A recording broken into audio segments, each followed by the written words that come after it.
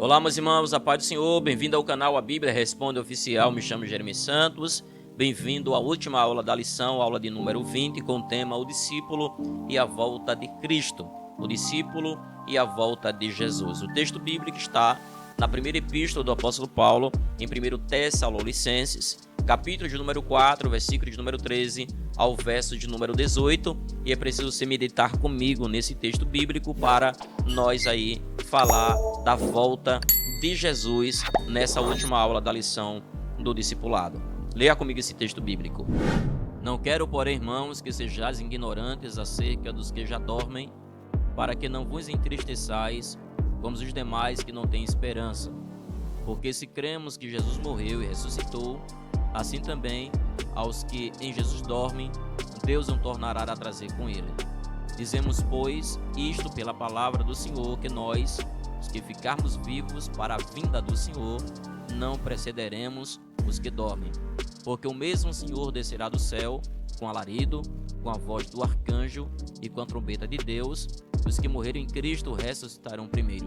Depois nós, os que ficarmos vivos, seremos arrebatados, juntamente com ele nas nuvens, a encontrar o Senhor nos ares. E assim estaremos sempre com o Senhor. O apóstolo Paulo chegou na cidade de Tessalônica em sua segunda viagem missionária, em Atos capítulo de número 17. Paulo escreveu a sua primeira epístola por volta do ano 51 depois de Cristo. O tema da primeira epístola aos Tessalonicenses fala sobre a vinda de Jesus. Todavia, quando Paulo escreveu esta primeira epístola, foi depois que ouviu algumas informações vinda por Timóteo, que os crentes de Tessalônica estavam passando por uma dificuldade, porque existia um grupo chamado agnosticismo, que ensinava uma teologia completamente diferente daquilo que Paulo ensinava acerca da volta de Jesus e da vida após a morte. Eles ensinavam que toda a matéria é má, ou seja, o homem ele é mau. Sendo o homem mau, o homem não pode ser considerado como uma imagem e semelhança de Deus. Pela sua vez, sendo a matéria do homem seu corpo mau, chegará um dia que o corpo do homem, Deus, será preciso destruir. Então o homem pode fazer o que quiser com seu corpo, já que a matéria do homem é mau. O homem pode praticar o que ele quiser, porque Deus não se preocupa com o corpo do homem. Deus se preocupa apenas com a alma do homem, com o espírito do homem. Então o homem pode fazer o que ele bem entender. Ele removia também a esperança daqueles que uma vez já dormiram no Senhor Jesus. É por isso que Paulo, quando escreve esta epístola, no capítulo 4, versículo de número 13, Paulo diz, não quero, irmãos, que sejais ignorantes acerca daqueles que já dormiram no Senhor, como os demais que perderam a esperança.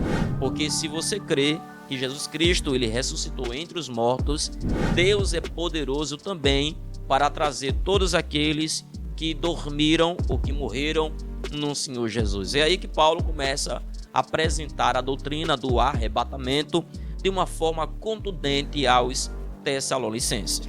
Para a gente falar sobre o arrebatamento da igreja, precisamos focar aqui que a volta de Jesus ela é dividida em duas partes. A primeira parte é invisível, conforme o texto diz, que Jesus esperará nos ares, então ele voltará a primeira vez de forma invisível, ninguém vai ver.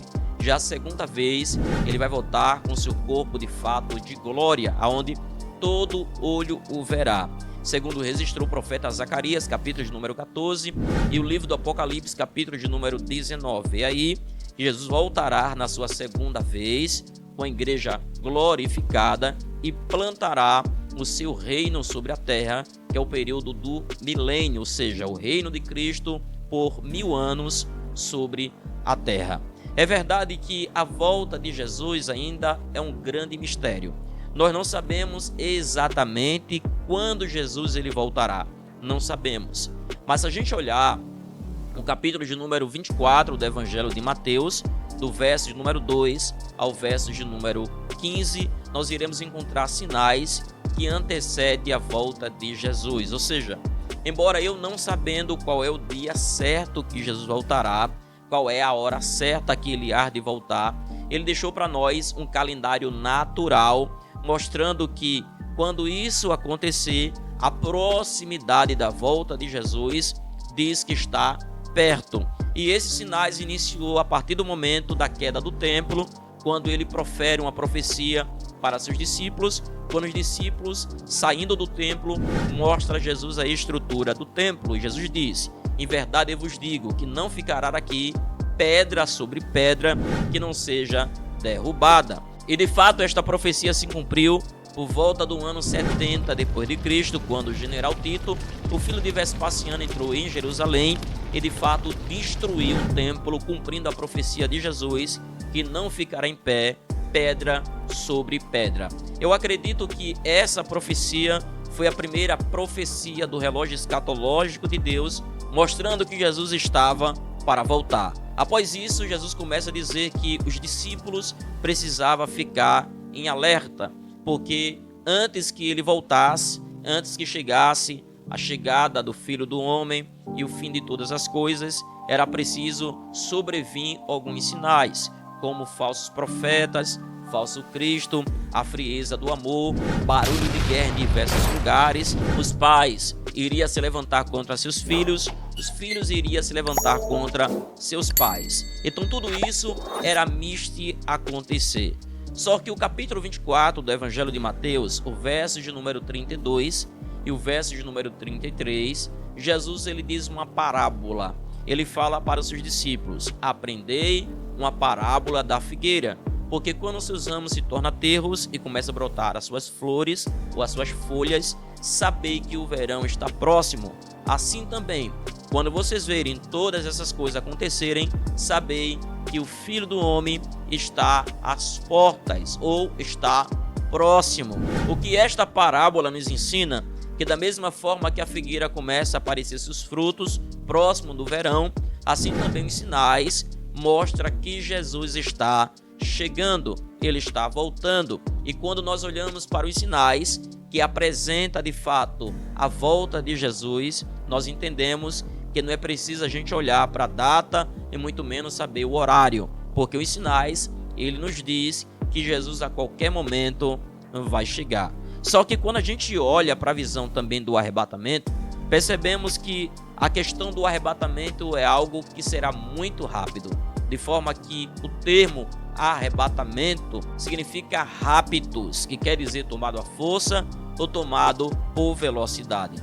O apóstolo Paulo, quando escreveu a primeira epístola aos Coríntios, capítulo 15, versículo de número 52, o apóstolo Paulo diz: no instante, num abrir e piscar de olhos, ao soar a última trombeta, porque a trombeta soará e os mortos ressuscitarão incorruptíveis. Então o arrebatamento, Paulo faz uma comparação que será semelhante a um abrir e piscar de olhos. Olha só que quando a gente percebe, a questão da ciência, a ciência diz que a durabilidade de um abrir e piscar de olhos dura apenas um quinto de segundo. Isso mostra que o arrebatamento será tão rápido, mas tão rápido, que não vai dar tempo ninguém deixar de fazer o que está fazendo. Não dará tempo ninguém deixar de falar, talvez, o que está falando. Não dará tempo para ninguém se santificar se já não tiver santificado. Na verdade, o arrebatamento não será comparado a um abrir e piscar de olhos, porque na época do apóstolo Paulo, aquilo que era mais veloz era a durabilidade de um abrir e piscar de olhos. Hoje existe a velocidade do som, a velocidade da luz, mas isso apresenta que o arrebatamento de fato será muito rápido. E é preciso você estar preparado para a volta de Jesus. A introdução da lição diz o seguinte: o Senhor Jesus prometeu vir buscar a sua igreja que está na terra. Isto é o ponto culminante da fé, da esperança e do amor de cada discípulo seu. Ninguém sabe a data do retorno de Cristo, mas há na Bíblia uma lista de sinais que indicarão a proximidade de sua vinda, mas sem revelar o momento exato, quando vai de fato acontecer, como já falei para vocês, Mateus capítulo de número 24, verso 2 ao verso de número 15. Como devemos esperar o Senhor Jesus? Devemos esperar o Senhor Jesus em santidade. Precisamos fazer de fato a diferença. Lembrando que os anjos de Deus, ele confirmou a promessa que Jesus de fato voltaria. Se a gente ler o texto bíblico, do livro de Atos, capítulo de número 1, quando Jesus ele marcou a sua ascensão aos céus, após dar mandamento aos seus discípulos, 2 varões de branco apareceu e disse: varões galileus, por que vocês estão olhando para cima? Esse mesmo Jesus que viste ir, da mesma forma ele há de voltar. Jesus também disse aos seus discípulos, no Evangelho de João, capítulo de número 14, a partir do versículo de número 1, quando ele percebe o semblante dos seus discípulos triste, estava completamente melancólicos, Jesus diz: não se turbe o vosso coração, crede em Deus, mas credes também em mim. Na casa do meu pai há muitas moradas. Se não fosse assim, eu não teria vos dito: eu vou para o Pai, vou preparar um lugar e voltarei para que aonde eu estejais, vós estejais comigo. Então Jesus ele confirma de fato que ele vai nos buscar.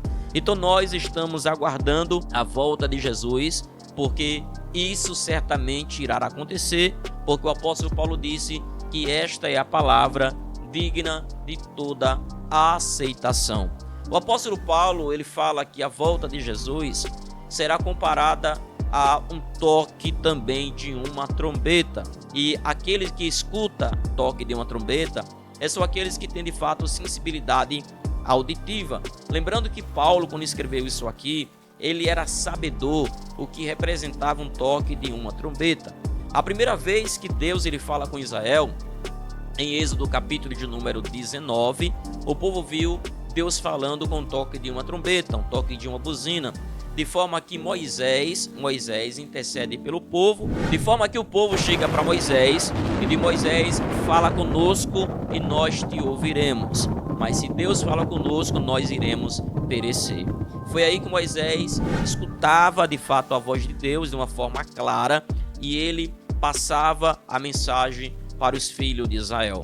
Deus também mandou Moisés, em Números capítulo de número 10, fazer 2 trombetas de pratas batidas, porque quando as trombetas fossem tocadas, Deus queria também levar mensagem para os filhos de Israel. Se as trombetas tocassem de uma forma tinindo, Deus queria falar apenas com os líderes de Israel.